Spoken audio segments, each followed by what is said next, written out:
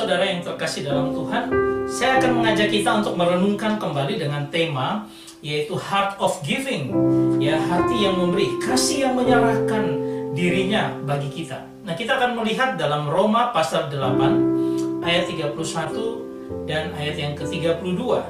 Dan saya bisa menggambarkannya seperti ini. Ada sebuah kisah film yang sangat luar biasa, yaitu kisah tentang ada seorang pria. Dia adalah seorang penjaga rel kereta api dan dia sangat mencintai anaknya, ya. Nah, di sini dia sering bermain dengan anaknya, ya, dan dia tunjukkan tempat dia bekerja ada sebuah jembatan rel kereta api. Kalau ada kapal lewat, jembatannya diangkat. Kalau enggak, harus ditutup supaya kereta api bisa lewat. Dan di situ ada begitu banyak penumpang yang ada di kereta yang selalu lewat di pada jembatan itu. Dan di situ macam-macam orang. Ada orang yang kesepian, ada orang yang marah, ya, ada orang yang egois, juga ada orang yang tersakiti hatinya, dan ada yang pecandu dan sebagainya. Bermacam-macam orang ada di kereta api itu.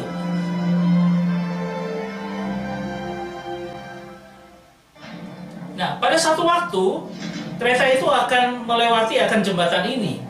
Di saat yang bersamaan, bapak ini tidak mengetahui kalau dia harus mengangkat kereta itu karena ada kapal lewat. Dia tanpa menyadari kereta api sudah mendekat, dan ketika anak itu melihat dari satu bukit bahwa kereta api sudah mendekat dan dia mau memberitahu bapaknya untuk menutup akan jembatan itu. Nah, anak ini dengan inisiatif sendiri ingin membantu bapaknya, yaitu dengan apa? Dia mau menggunakan secara manual untuk bisa menutup akan jembatan itu secara manual.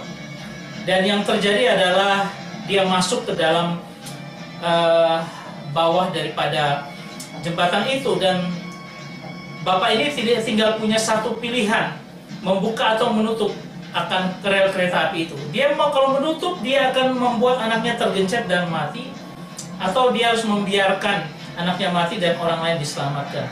Pilihan yang sulit baginya, dan dia harus mengambil satu pilihan yang sangat pahit untuk menyelamatkan orang-orang yang dia tidak kenal di kereta api itu, orang-orang yang sebenarnya tidak layak untuk diselamatkan dibandingkan dengan anaknya yang harus dia korbankan. Dan ketika dia menutup kereta api itu tepat persis pada waktunya melewati kereta itu, dan anak dia tergencet. Orang di kereta tidak ada yang tahu, dan mereka hanya senang aja bahwa mereka bisa berjalan dengan kereta api. Itu semua pecandu, narkoba, dan sebagainya. Tidak mengerti bagaimana ada seorang bapak yang hatinya hancur, yang hatinya pilu karena telah membiarkan anaknya itu. Tetapi anak itu menyelamatkan banyak orang. Karena apa? Perlu pengorbanan dari seorang yang sangat dikasihi, ya. Orang-orang ini pada nggak tahu, dan mereka melihat bahwa bapak ini memikul anaknya, ya, artinya bapak ini menyerahkan anaknya untuk kehidupan daripada orang-orang di kereta itu. Ketika mereka mengetahui bagaimana pengorbanan daripada bapak ini, ada yang datang dan mengucapkan terima kasih.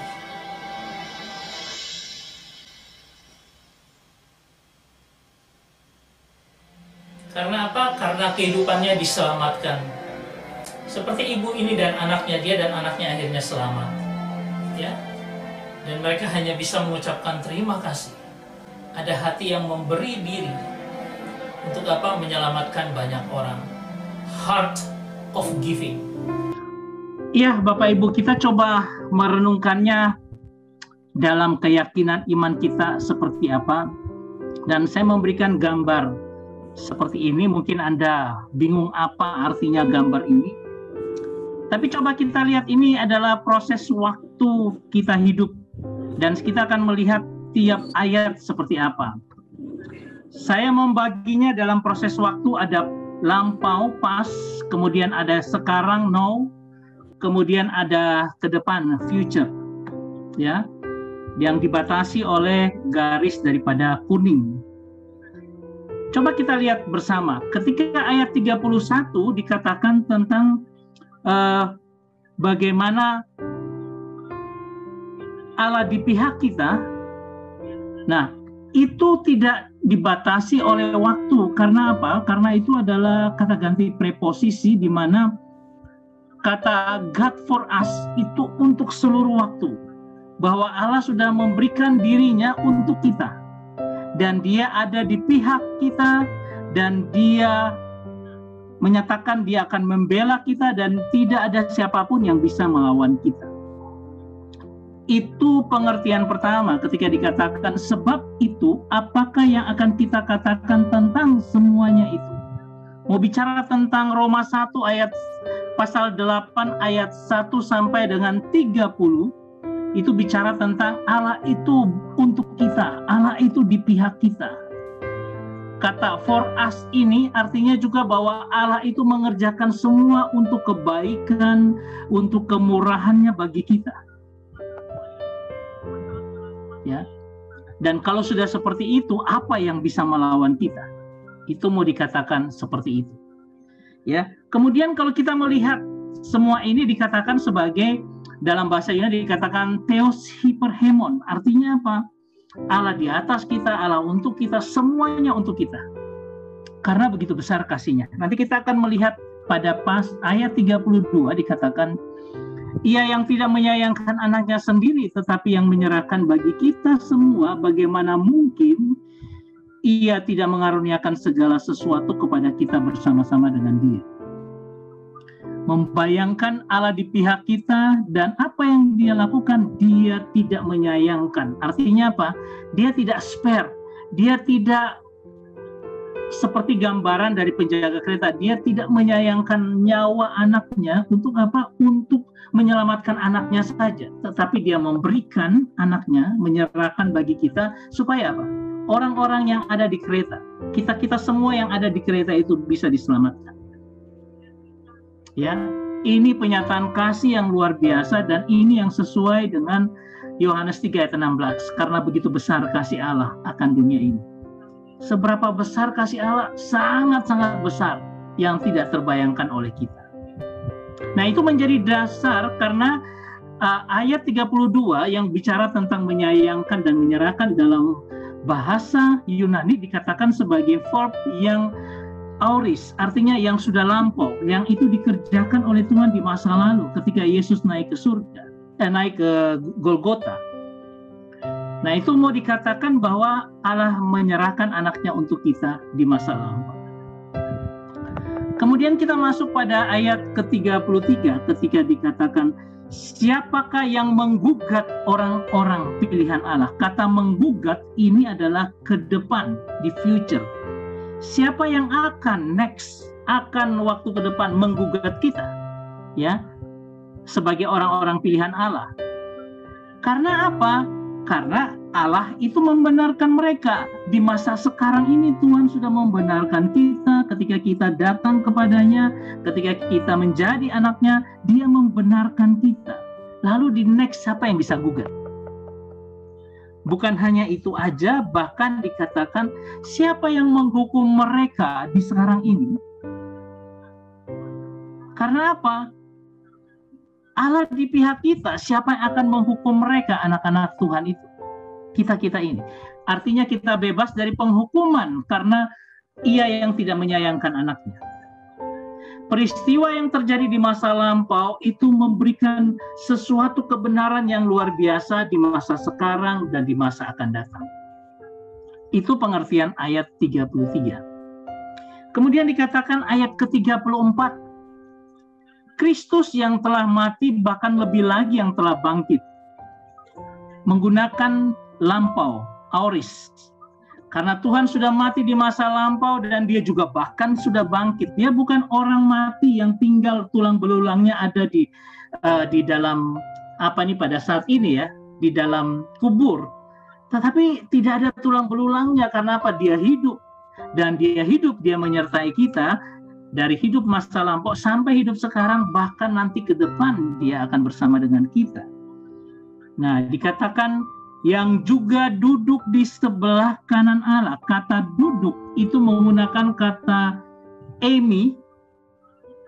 Ya, artinya apa? Artinya eksistensinya sekarang dan akan terus itu ada di samping Allah, ada duduk di sebelah kanan Allah. Eksistensinya kembali setelah dia naik ke surga dan dia diberikan segala kuasa. Ya. Dan dia duduk di sebelah kanan Allah, yang malah menjadi pembela kita pada masa kini. Dia tidak membela kita di masa lampau, tetapi pada saat sekarang ketika kita berjalan dengan dia, dia akan menjadi pembela kita. Karena apa? Dia sekarang ada duduk di sebelah kanan Allah Bapa. Dia memiliki semua otoritas ilahi ada di dalam dia. Dan kalau dia yang adalah Allah seperti demikian, bagaimana kalau dia menjadi pembela kita? Nah, inilah yang disebut Rasul Paulus mau memberikan keyakinan iman yang luar biasa. Kalau Tuhan membela kita itu mau jadi apa yang lain atau apa yang mau melawan kita. Nah, ini akan membawa kita bahwa dia untuk kita, dia di pihak kita dan dia akan terus membela kita. Bahkan dikatakan juga pada ayat 35 dikatakan, siapakah yang akan memisahkan kita dari kasih Kristus? Memisahkan ini nanti. Ke depan kita tidak tahu. Tapi apakah ada kekuatan yang dapat memisahkan kita? Dengan corona yang kita hadapi sekarang, apakah itu bisa memisahkan kita dari kasih Allah yang luar biasa? Dikatakan itu bahwa ada penindasan, kesesakan, dan sebagainya. Ya. Itu semua dapat memisahkan kita daripada kasih Allah. Mau ke penganiayaan, mau kelaparan, atau mau ketelanjangan, kita tidak punya baju bahkan seperti itu. Apakah itu dapat memisahkan kita? Enggak. Jadi kita terjamin kita di masa depan kita tidak akan pernah digugat, bahkan di masa depan tidak akan ada yang bisa memisahkan kita. Ini menjamin keselamatan hidup kita, bahwa keselamatan itu kekal. Karena Allah itu setia dan dia tidak akan membuat apapun memisahkan kita dari kasih-Nya yang luar biasa. Ya. Kita lihat ayat 36. Dan di 36 dikatakan seperti ada tertulis, ya. Ini apa yang sudah tertulis, bahwa tense-nya adalah sekarang kita menghadapi maut, di mana apa? Kami ada dalam bayangan maut setiap hari, ya, sepanjang hari. Bahkan dikatakan bahwa sudah dianggap sebagai domba sembelihan. Artinya apa? Kehidupan anak-anak Tuhan, walaupun dia menghadapi maut sekalipun, tetapi ketika Allah di pihak kita, ya, no problem, tidak ada masalah. Ketika kita pun mati pun Tuhan akan membawa kita bersama dengan dia di surga. Tapi kalau kita hidup pun kita akan terus dipelihara dan disertai dalam segala sesuatu. Walaupun kita ini sudah dianggap sebagai domba sembelihan. Ya, saudara, kalau kita bisa melihat secara utuh Roma pasal 8 ayat 31 sampai 36, itu akan memberi keyakinan yang penuh bagi kita bahwa apa? Bahwa ada sebuah karya Tuhan yang luar biasa yang dianugerahkan bagi kita. Sampai-sampai kita tidak bisa ada celah lagi bagi siapapun yang bisa untuk merusak akan konsep ini, bahwa keyakinan iman kita itu harus teguh karena sudah komplit. Tuhan membela kita, siapa yang dapat menggugat, memisahkan kita, bahkan dia sudah membenarkan kita. Dia apapun yang kita hadapi, maut sekalipun tidak akan memisahkan kita daripada kasih Tuhan yang ajaib. Dan semuanya ini dibingkai oleh God for us, karena Allah itu ada bersama kita, dia memberikan kebaikan bagi kita. Tetapi dasarnya adalah karena apa? Kasih yang luar biasa. Heart of giving, hati yang memberi yang Tuhan berikan bagi kita. Ayat 32, saya arsir dengan warna biru supaya memberikan perbedaan. Bahwa ada karya Tuhan yang luar biasa di masa lampau, yang mana dia berikan semuanya untuk kita. Yang menunjukkan pertama, Hotheos Hyperhemon, kalau Allah itu ada di atas kita. Kalau ada Allah bersama kita, kalau ada Allah di dalam kita, yang terjadi luar biasa. Power of care itu diberikan pada kita. Itulah epeisato. Ada juga disebut dengan power of gift, pareidoken, untuk kita. Dan ada yang disebut dengan power of favor, karisetai, untuk kita. Kenapa demikian? Kita lihat satu persatu. Epeisato tidak menyayangkan atau not spare, tidak terhindarkan, tidak mengecualikan, tidak menyelamatkan anaknya. Artinya apa? Dia merelakan anaknya, memberikan anaknya karena care. Dia memperdulikan kita.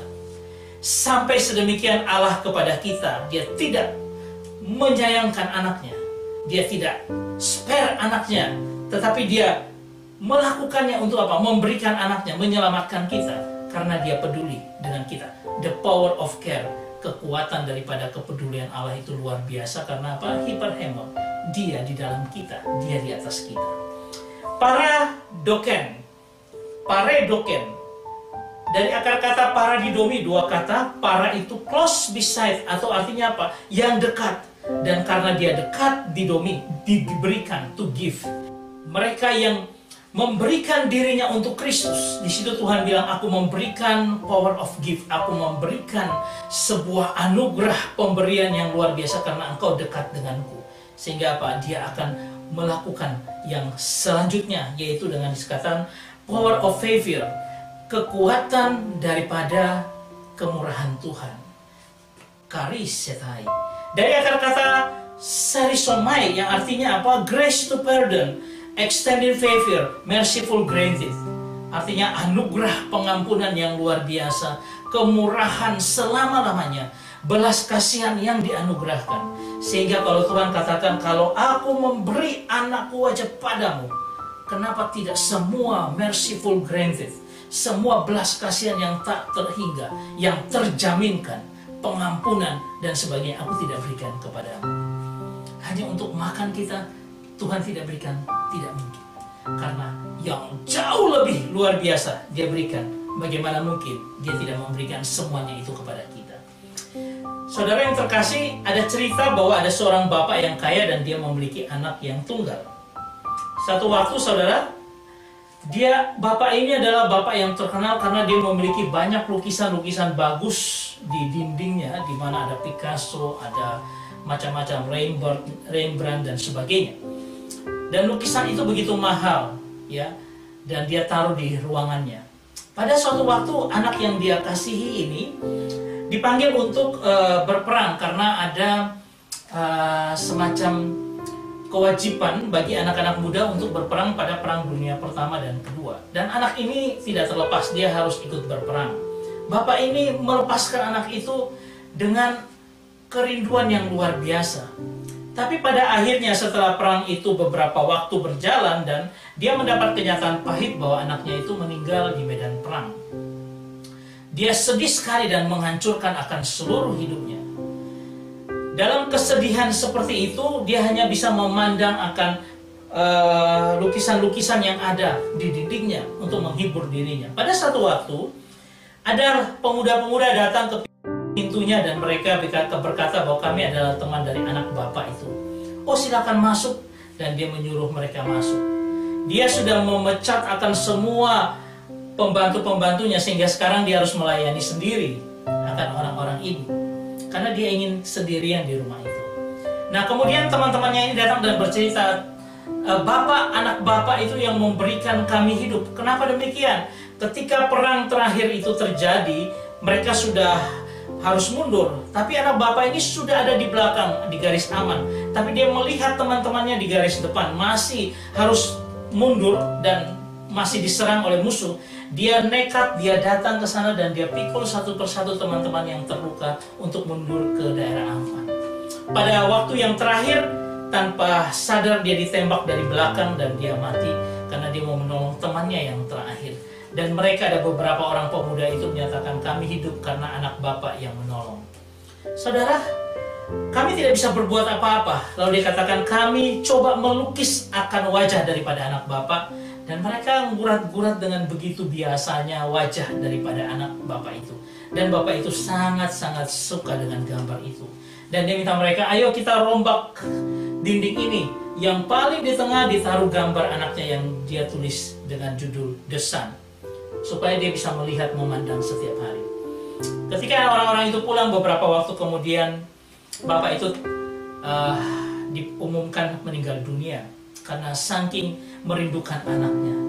Dalam waktu dia merindukan dunia itu, dia meninggalkan kekayaannya yang luar biasa kepada orang-orang yang akan ikut lelang. Karena apa? Dia akan memberikan semua hartanya dalam pelelangan itu. Dan akhirnya mereka semua sangat bersuka cita karena mereka akan mendapat lukisan-lukisan lelangan daripada Bapak ini. Dan apa yang terjadi ketika semua sudah berkumpul, kemudian mereka menunggu lukisan, dan kemudian yang membawa acara lelang itu menyatakan, lelang dimulai, diketok, dan dia katakan gambar yang atau lukisan yang pertama dilelang adalah gambar lukisan yang adalah lukisan The Sun. Orang bilang itu lukisan tidak terkenal, tidak ada apa-apanya, orang yang melukis juga tidak terkenal, dan juga lukisannya jelek, untuk apa dilelang? Dia bilang, kami harus bisa melelang ini dulu gitu loh, sebelum semua yang lainnya. Mereka bilang, oh enggak usah lah, langsung aja ke yang gambar yang luar biasa. Tapi kuratornya bilang tidak bisa, harus gini. Tidak ada yang mau membeli, dan akhirnya dibilang, oke, kalau gitu ini $10, ada yang mau? Ada kakek dan nenek angkat tangan, dan mereka mau memiliki akan lukisan itu. Setelah itu kakek dan nenek ini membayar, kemudian membawa lukisannya, selesai, langsung kuratornya mengetuk palu lagi, bilang selesai pelelangan hari ini. Mereka semua kaget. Kenapa? Kenapa? Tidak bisa. Kita harus dapat lukisan yang bagus-bagus. Lalu kuratornya bilang, dalam surat wasiat dikatakan, siapa memiliki lukisan anak itu, dia akan memiliki seluruh lukisan dan seluruh harta peninggalan dari Bapak yang kaya itu. Saudara yang terkasih, ya, ketika hal ini dinyatakan, ya, pelelangan itu menentukan segalanya, dan bapak, kakek dan nenek yang tadi membeli lukisan anak itu mendapatkan semua harta dari Bapak ini. Semuanya diserahkan.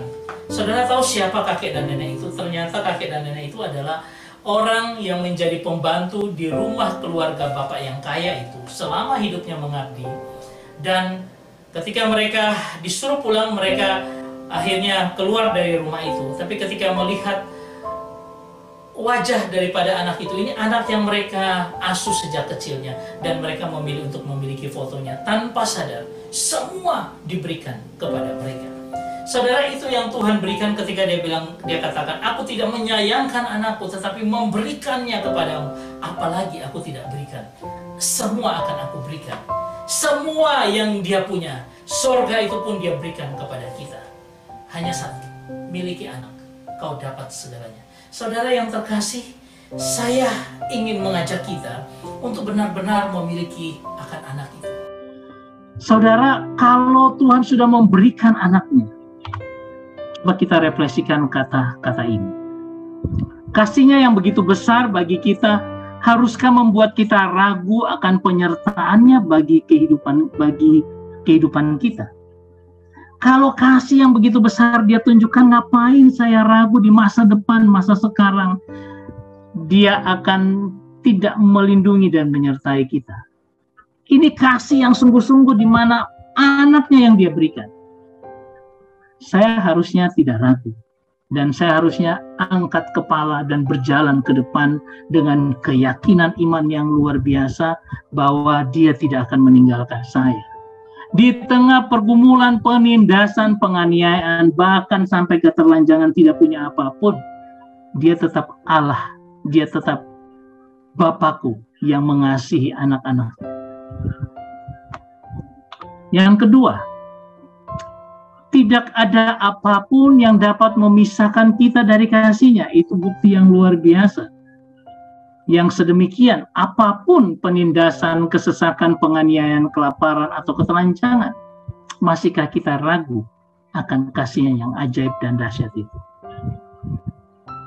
Saya berharap ketika kita senantiasa dalam doa pagi ini terus merenungkan firman Tuhan, mari kita bersama-sama memantapkan keyakinan iman kita bahwa ketika Allah memberikan anaknya dan itu sudah luar biasa bagi kita, itu kita pegang dan kita mau jalan dengan kemantapan iman, tidak akan tergoyahkan apapun yang kita hadapi sekarang ataupun yang akan datang. Saya berharap kita membangun iman kita untuk semakin kuat dan semakin teguh di dalam kasih dan anugerah Tuhan yang luar biasa. Tuhan memberkati kita semua. Amin.